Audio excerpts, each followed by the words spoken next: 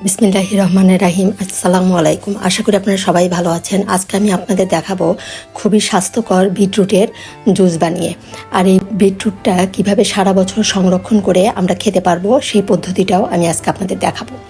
এই বিটরুটের জুস কিন্তু আমাদের শরীরের জন্য খুবই উপকারী। বিভিন্ন রোগের ঔষধ হিসেবে কাজ করে এই বিটরুটের জুস। আশা করি আজকের ভিডিওটি আপনাদের খুবই ভালো লাগবে। এই বিটরুটটা আমি সংরক্ষণ করার জন্য এখানে আমি 4টা বড় সাইজের বিটরুট নিয়েছি। বিটরুটটা প্রথমে ভালো করে ধুয়ে নিতে হবে। আমি বেশ ভালোভাবে ধুয়ে পানির মধ্যে একটু কিছুক্ষণ এভাবে রেখে দিয়েছি। এখন এই বিটরুটের উপরের যে ছালটা আছে এই ছালটা আমি ফেলে দিয়ে বিটরুটগুলো আমি ছোট ছোট টুকরো করে কেটে নিব। এখন এই যে বিটরুটগুলো আমি ছোট ছোট টুকরো করে কেটে নিয়েছি। এভাবে ছোট ছোট টুকরো করে কেটে নিলে আমাদের জুস করার জন্য খুবই সুবিধা হবে। এটা আমি সংরক্ষণ করার জন্য এভাবে কেটে নিয়েছি। এখন এই বিটরুটগুলো আমি একটা জিপলক ব্যাগে তুলে নিব। জিপলক ব্যাগে তুলে নিয়ে আমি এই জিপলক ব্যাগের মুখটা ভালোভাবে লাগিয়ে নিব। এভাবে আপনারা জিপলক ব্যাগ বা এয়ারটাইট বক্সে করেও কিন্তু ডিপ ফ্রিজে রেখে সারা বছর সংরক্ষণ করতে পারেন। এখন এই যে আমি এটা জিপলক ব্যাগে মুখটা ভালো করে লাগিয়ে নিলাম। এখন এটা আমি ডিপ ফ্রিজে রেখে দিব। আমি প্রায় 15 দিন আগে এই বিটরুটটা সংরক্ষণ করে রেখেছিলাম, সেটাই আজকে আপনাদেরকে আমি দেখাচ্ছি যেটা ফ্রোজেন হওয়ার পরে বিটরুটটা কেমন হয়েছে।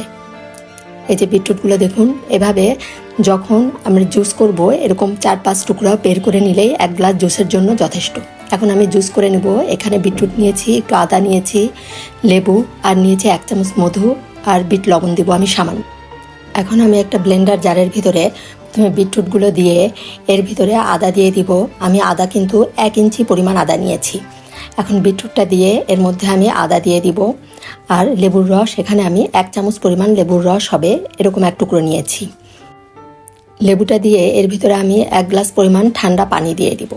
আমি যেহেতু এখানে 1 গ্লাস বিটরুটের জুস বানাবো এই জন্য আমি পানির পরিমাণটা 1 গ্লাস পরিমাণ দিলাম, ঠান্ডা পানি এখানে দিয়েছি।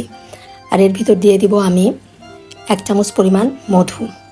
আপনারা ইচ্ছা করলে চিনিও দিতে পারেন, তবে এটা স্বাস্থ্যকর ড্রিঙ্কস, এর ভিতরে চিনি না দিয়ে মধু দিলেই ভালো। আর আমি 1/2 চামচ পরিমাণ বিট লবণ দিয়েছি, সেই ভিডিওটা আমার স্কিপ হয়ে গিয়েছে।